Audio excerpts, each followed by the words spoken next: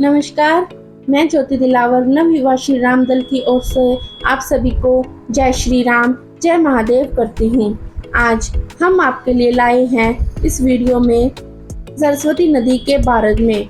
जी हाँ, भारत की एक ऐसी नदी जिसका नाम तो सबने सुना है, लेकिन बहते किसी ने नहीं देखा। तो जिन लोगों ने हमारे चैनल को सब्सक्राइब नहीं किया, वो हमारे चैनल को सब्सक्राइब कीजिए और हमारी वीडियो को अंत तक जरूर बने रहिए। चलिए आइए करते हैं स्टार्ट। जी हाँ, वैदिक काल में सरस्वती को परम पवित्र नदी माना जाता है। इस नदी के पानी का सेवन करते हुए ऋषियों ने वेद रचे और वैदिक ज्ञान का विस्तार किया, लेकिन आज ये नदी सूख गई।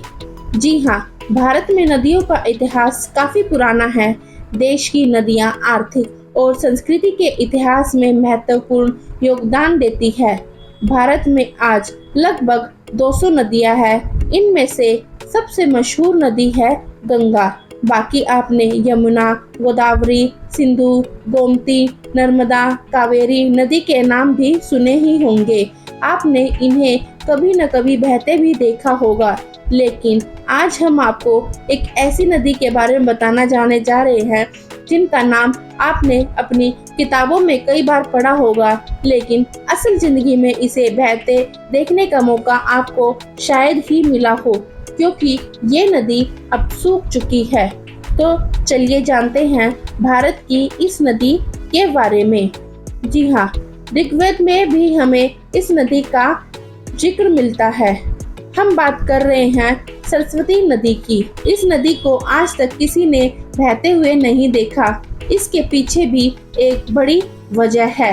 कहते हैं यह नदी हिमाचल से सिरमौर राज्य के पर्वतीय भाग से निकलकर अंबाला और कुरुक्षेत्र कैथल से होकर पटियाला से बहकर सिरसा की दृष्टि नदी में मिल गई थी।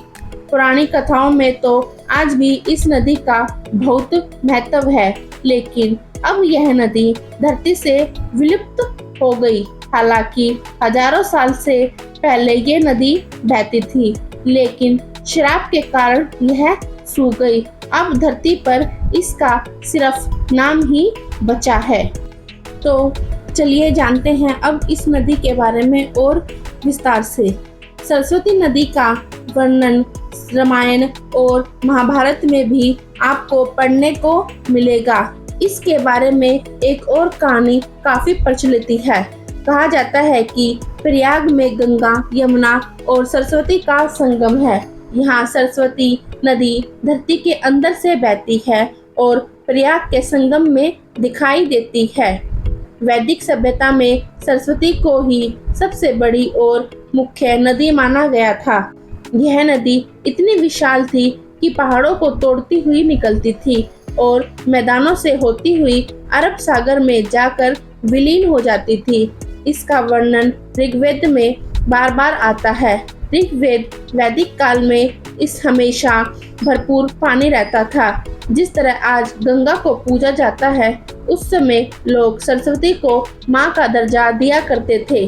उत्तर वैदिक काल और महाभारत काल में यह नदी काफी हद तक कुछ सूख चुकी थी। तब सरस्वती नदी में पानी बहुत कम था, लेकिन बरसात के मौसम में इसमें पानी आ जाता है। यमुना से मिल गई सरस्वती। वैज्ञानिक खोजों से पता चलता है कि काफी साल पहले भीषण भूकंप आया था, जिसके कारण जमीन के पहाड़ तो ऊपर उठ गए, लेकिन सरस्वती नदी का पानी पीछे की तरफ चला गया, जिसके बाद सरस्वती नदी यमुना में जाकर मिल गई और इसके साथ ही बहने लगी। यमुना से होते हुए सरस्वती नदी का पानी संगम में त्रिवेणी बनाता है। प्रयाग में 3 नदियों का संगम माना गया है, जबकि असल में देखा जाए तो वहाँ 3 नदियों का संगम नहीं है, वहाँ केवल 2 नदियाँ हैं। सरस्वती कभी भी प्रयागराज तक नहीं पहुंची। आइए अब जानते हैं सरस्वती नदी के विलुप्त होने की वजह। प्रयाग में गंगा और यमुना के मिलन को सब देखते हैं, लेकिन किसी को यहाँ पर सरस्वती नदी का संगम नहीं दिखता। कुछ लोगों का मानना है कि सरस्वती नदी अदृश्य रूप से बहकर संगम तक पहुंचती है, क्योंकि इसे कोई देख तो सकता नहीं। कुछ सरस्वती को लेकर शास्त्रीय कहानियां बनाते हैं, तो कुछ इसके होने के वजूद को ही नकार देते हैं। हालांकि शास्त्रों में सरस्वती के विलुप्त होकर पाताल में जाने और फिर से संगम में आकर मिल जाने के बारे में स्पष्ट बताया गया है। सरस्वती नदी का उल्लेख प्राचीन शास्त्रों में मिलता है। उत्तर वैदिक ग्रंथों में भी इसका उल्लेख देखा जा सकता है।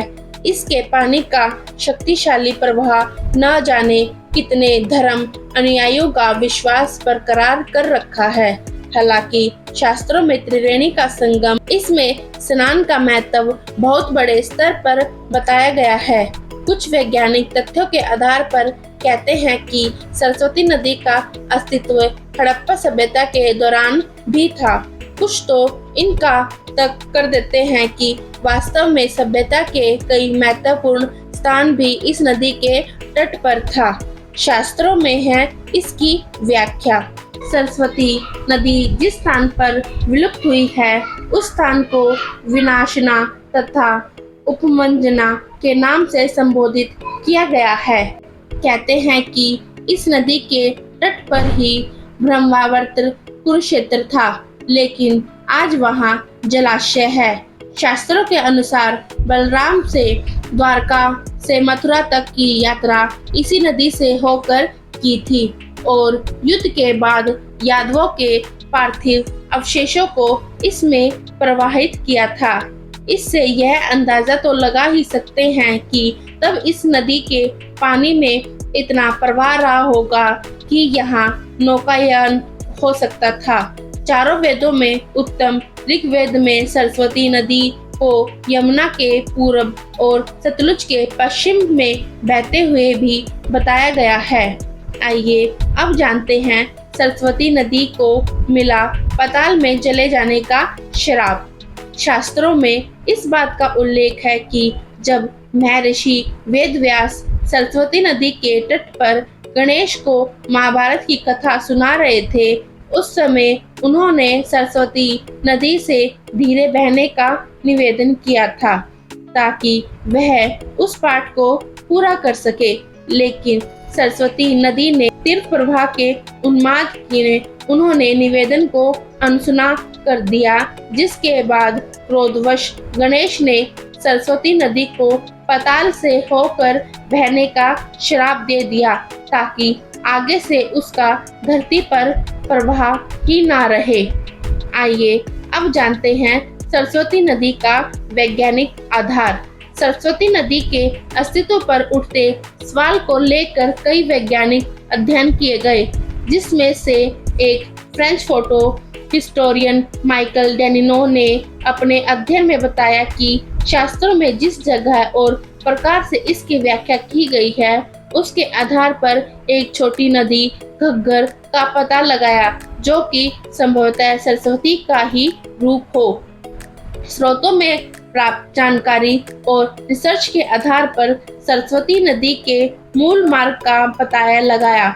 ऋग्वेद के अनुसार भी यह नदी सतलुज और यमुना के बीच बहा करती थी। लगभग 2000 साल पहले भौगोलिक परिवर्तन के चलते यह नदी गायब हो गई। तो जिन लोगों को हमारी यह वीडियो पसंद आई हो, हमारी वीडियो को लाइक करें, हमारे चैनल को सब्सक्राइब करिए और हमारी वीडियो को जितना हो सके उतना शेयर कीजिए। तब तक के लिए जय श्री राम, जय महादेव।